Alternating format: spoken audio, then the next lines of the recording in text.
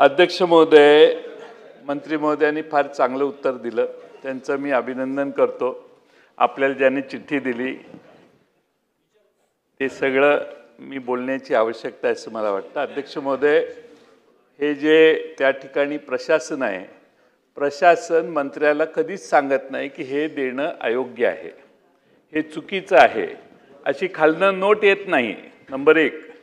Number 2, त्यामुळे e tender प्रमाणे मंडळाने योग्य तो निर्णय घ्यावा असा आदेश देणं म्हणजे पुढच्या सगळ्या कामांची जबाबदारी ही मंडळाने निर्णय घेतलेला आहे। जयंत पाटलांनी निर्णय नाही घेतलेला।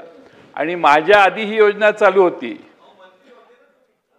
त्यात मंत्री असताना काय केलं हे सांगतोय, शांतपणाने ऐका। माझ्या आधी ही योजना चालू होती, ही योजना नवीन सरकार आल्यावर ही योजना पुढे चालू ठेवण्याच्या संबंधात त्यांनी मागणी केली। आम्ही सांगितलं की मंडळाने निर्णय घ्यावा। त्यामुळे हा मंडळाने त्यांना ते पप्पू यादव का कोण आहेत ना, ते चेअरमन होते, मुन्ना यादव ते चेअरमन होते याचे। अध्यक्ष महोदय, माझा मुद्दा हा आहे,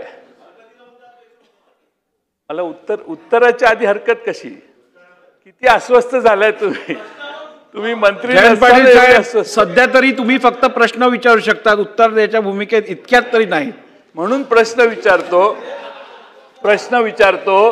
की अध्यक्ष महोदय, 10-15 दिवस मी या खात्याचा मंत्री होतो, त्यामुळे यावेळी मी मंडळाने याच्यावर निर्णय घ्यावा, त्याचा अर्थ मंडळाने पाहिजे ती मनमानी करावी असा नाही। नंबर 1। आणि नंबर 2, अध्यक्ष महोदय, माझा मुख्यमंत्री महोदय इथं उपस्थित आहेत म्हणून त्यांना प्रश्न की डीबीटी करण्याची मोदी साहेबांचं जे स्वप्न आहे ते आपण साकारण्याची ही अतिशय चांगली संधी आहे।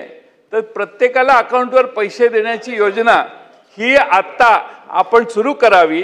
तर याची जर बेरीज केली तर आता 60 लाख बेनिफिशरीज आहेत, 30 लाख आहेत, त्यांना 2 पेट्या वाटण्यात येतात।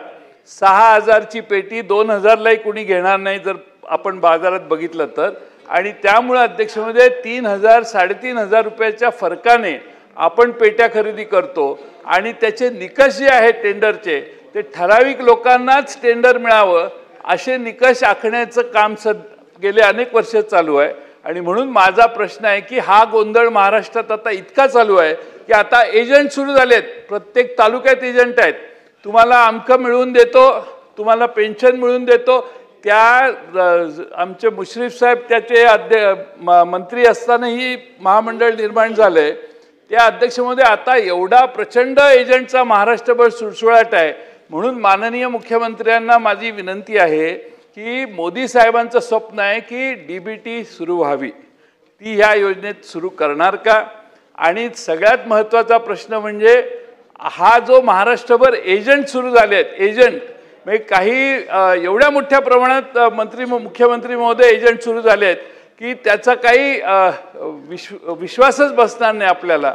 आणि त्यामुळं भांडी वाटप करण्याच्या पेट्या वगैरे वाटणं हा अध्यक्ष महोदय हेतू मंडळाचा नाही। त्यामुळं आपण त्याच्यात इंटरव्हीन करून हा निर्णय घ्याल काय? माननीय अध्यक्ष महोदय, मला या गोष्टीचं समाधान आहे की अलीकडच्या काळामध्ये जयंत पाटलांना मोदी साहेबांच्या सगळ्या योजना आवडायला लागलेल्या आहेत आणि मोदी साहेबांच्या योजना लागू करा असा जयंत पाटलांचा आग्रह हा देखील मला अतिशय स्वागतार्ह वाटतो।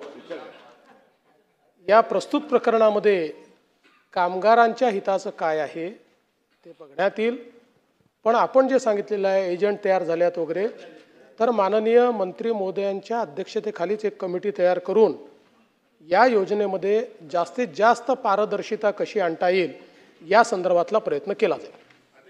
पुढे जाऊया आता। लक्षवेधी क्रमांक